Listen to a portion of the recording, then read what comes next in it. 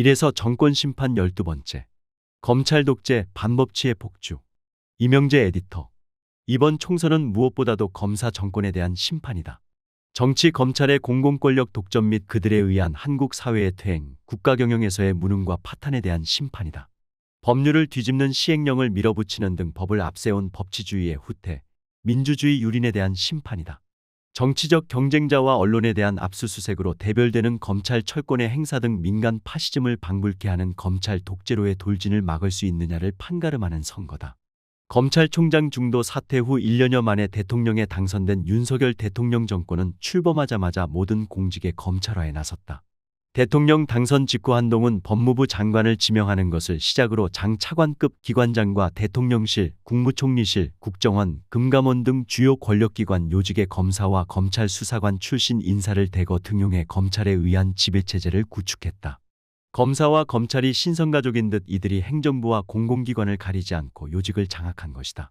중요한 자리들의 능력 있는 최고의 적임자들을 찾으려 하지 않고 검찰 출신 후배들이나 자신과 가까운 친구 후배들에게 마구 나눠줌으로써 획득한 권력을 국가 운영에 사용하기보다 권력을 즐기고 권력을 확대 강화하는 데에만 몰두했다. 이런 근친교배적인 조직의 능력과 균형 감각을 기대하는 것 자체가 넌센스였다. 청와대 비서관급에만 7명의 검찰 출신이 포진한 것도 검찰 정부를 단적으로 보여줬다. 그 숫자도 문제지만 그 면면은 더더욱이나 반적격이었다. 이원모 인사비서관, 이시원 공직기강비서관, 주진우 법률비서관, 이영상 국제법무비서관 4명이 검사 출신이었다. 이 가운데 이원모 비서관은 월성원 전 수사의 담당 검사였고 이시원 비서관은 서울시 공무원 간첩 조작 사건의 담당 검사였으며 주진우 비서관은 환경부 블랙리스트 사건의 담당 검사였다. 월성원 전 수사와 환경부 블랙리스트 수사는 정치적 수사라는 논란이 있었고 서울시 공무원 사건은 잘못된 검찰 수사의 대표 사례였다. 또 복두규 인사기획관, 윤재순 총무비서관, 강희고 부속실장 3명은 비검사 검찰 공무원 출신이다. 특히 청와대의 비서관급 7명은 모두 윤 대통령과 가까운 검찰 후배였다.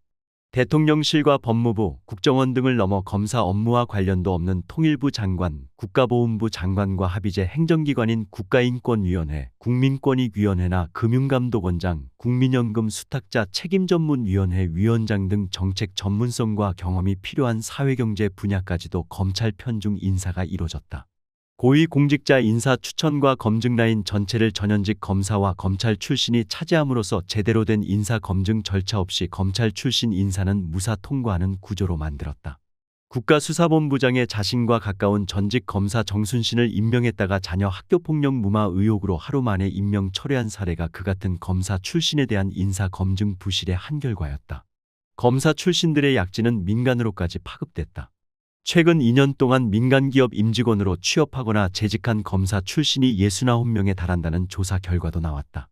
참여연대에 따르면 검찰청과 법무부에서 퇴직해 민간기업 임직원으로 취업한 검사 69명과 일반직 고위공무원 1명이 민간기업 88곳에 취업한 것이 확인됐다.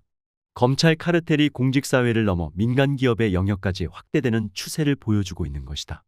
법률가들인 검찰 출신의 공직 장악 등 권력의 검찰화는 그러나 법치주의의 진전이 아닌 법치의 후퇴를 가져오는 역설을 빚었다. 법과 원칙을 내세우고 당선된 윤석열 대통령과 검찰 권력에게 법치주의는 법의 지배가 아닌 법에 의한 지배, 나아가 법을 지배하는 것으로 나타났다. 정권 출범 이래 9번의 거부권 행사가 그 단적인 결과다. 야당 주도로 통과된 양곡관리법, 간호법, 김건희 특검법, 이태원 참사특별법 등 쟁점 법안에 대해 예외 없이 거부권을 행사했다. 2년 만에 역대 대통령 누구보다도 많은 거부권 행사 기록을 세웠다. 특히 어느 대통령도 거부하지 않았던 대통령 가족에 대한 특검 거부를 밀어붙였다. 법의 위계를 무시하는 시행령 통치도 반법치적 행태다. 삼권 분립 원칙을 훼손하고 국회 입법권을 무력화했다. 헌법, 법률, 시행령, 불용 순서의 법률상 위계는 명확하다. 법의 위임 범위를 벗어난 시행령은 분명한 법률 위반으로 국회의 입법 취지를 무시하고 나가는 건 행정권력의 독재다. 상위법들의 내용에 위반되는 이른바 검수원복 시행령을 통해 검찰개혁 입법의 취지를 크게 훼손했다. 사법개혁의 일환으로 검경수사권 조정을 위해 정치권과 시민사회단체 등이 30여 년 가까이 노력한 산물로서 결실을 맺은 검경수사권 조정 입법을 무시한 것이었다. 검사가 수사를 개시할 수 있는 중요 범죄의 유형을 부패범죄, 경제범죄, 공직자범죄, 선거범죄, 방위사업범죄, 대형참사 등 6개 범죄에서 4개 범죄를 삭제하고 부패범죄, 경제범죄 등 2개 범죄로 축소하는 내용으로 검찰청법을 개정한 것을 현 정부는 시행령인 대통령령을 통해 부패범죄와 경제범죄에 편입하는 편법으로 개정 검찰청법의 입법 목적을 무력화했다. 이는 수사권 축소라는 검찰청법의 입법 목적에 반할 뿐만 아니라 검찰청법 하위 시행령을 통해 위임 내용의 구체화를 넘어 새로운 입법을 한 것이었다. 정부가 시행령 개정을 통해 법무부 산하 인사정보관리단에 이어 행정안전부 산하 경찰국을 신설한 것도 위법 소지가 있는 시행령 통치라는 비판을 받았다. 법무부 인사정보관리단 신설, 행안부 경찰국 신설 등의 과정에서도 정부 부처들은 대통령 입맛에 맞춘 시행령 꼼수를 통해 대통령실에 충성을 보였다. 경찰은 용산 대통령실 인근 도로인 백범로, 이태원로, 다산로, 녹사평대로, 서빙고로 등에서 경찰이 자의로 집회를 금지할 수 있도록 하는 시행령 개정도 시도했다. 헌법재판소와 서울행정법원이 경찰의 대통령실 인근 집회 금지 처분이 부당하다고 판결했지만 경찰은 사법부의 결정에 불복해 국가경찰위 회의를 열어 똑같은 내용의 시행령을 통과시켜버렸다. 검찰 정권의 철권 행사 행태는 무엇보다 압수수색의 일상화로 나타났다. 윤석열 정부 출범 후 10일 중 8일꼴로 검찰 등 수사기관이 전 정부나 야당 인사, 노동시민사회단체, 언론인 등 주요 사건 관련 압수수색을 벌였다는 조사 결과도 나왔다. 1년 6개월의 재임 기간 동안 겨우 15주만 빼놓고 줄곧 압수수색을 벌인 것이다. 더욱 큰 문제는 수사를 이용한 통치가 검찰의 수사 기소권을 공익적 사회적으로 꼭 진상을 규명해야 할 사건보다 정권 비호나 정치적 목적을 달성하는 데 이용했다는 점이다. 참여연대가 윤 정부가 출범한 2022년 5월 10일부터 지난해 11월 10일까지 주요 수사와 압수수색 횟수를 집계한 결과 전 정부와 야당, 노동조합, 시민단체에 대한 주요 사건 수는 22건, 압수수색 횟수는 124회에 달했다. 뉴스타파와 MBC 더탐사 민들레 등 언론에 대해서도 전례가 없는 압수수색 남발이 이뤄졌다. 이재명 더불어민주당 대표에 대한 압수수색은 300여 회가 넘었다. 반면 현 정부와 측근 인사 대상 주요 사건 수는 겨우 4건, 압수수색 횟수는 24건이었다. 12구 이태원 참사 관련 수사는 검찰청법상 검사의 직접 수사 대상에 해당하지만 검찰은 수사 개시조차 하지 않았다. 대통령 배우자 김건희 씨와 관련한 도이치모터스 주가 조작 사건에 대해서는 검찰의 수사권이 사실상 전혀 가동되지 않았다. 그러나 이같이 공권력을 마구 휘두르는 것보다 검사 정권의 더욱 큰 문제는 국가 경영 능력의 무능이 있다. 수사를 하듯 검사 대 피의자로 나누는 이분법적 행태는 복잡다단한 대한민국 사회에 대한 통치와 경영에서의 무능과 파탄으로 나타나고 있다. 권력을 지배는 하지만 경영하지는 못한다. 권력 장악에는 유능함을 보이는 반면 국가 경영에는 극도의 무능함을 보인다. 모든 국정을 검사가 사안을 대하듯이 사건화하고 그나마 제대로 풀지 못하는 미제 사건으로 만들어버리고 있다.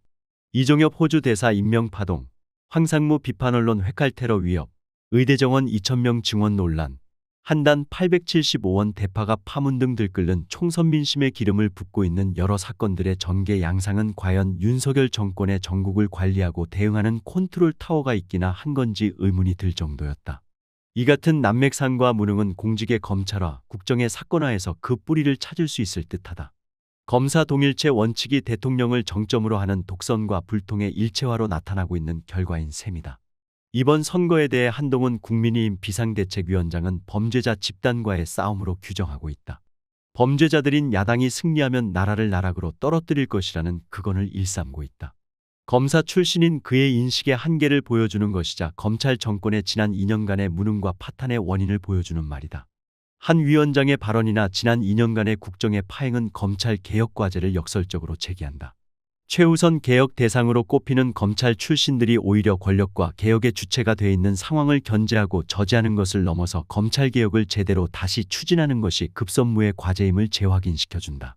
조국혁신당이 메카톤급 돌풍을 일으키고 있는 것도 검찰 정권 심판 및 검찰 개혁에 대한 국민적 기대가 매우 높다는 것을 보여준다. 조국혁신당은 22대 국회의 최우선 과제로 검찰 개혁을 내세우고 있다. 검찰개혁 2라운드에 더욱 확장된 개혁을 예고하고 있다. 조국혁신당은 지금 검찰은 야권과 전임 정부에는 쇠몽둥이, 윤석열 정부 측에는 솜방망이도 모자라 솜사탕처럼 대하는 극단적인 이중 잣대로 권력을 사유화하고 있다며 22대 국회에서 가장 먼저 검찰 개혁을 철저하게 이뤄내겠다고 밝혔다. 이번 선거가 검찰 정부 독주의 저지와 함께 대대적인 검찰개혁 작업의 개막을 가져올 수 있느냐에 4.10 총선의 심판에 가장 큰 성패가 달려 있다.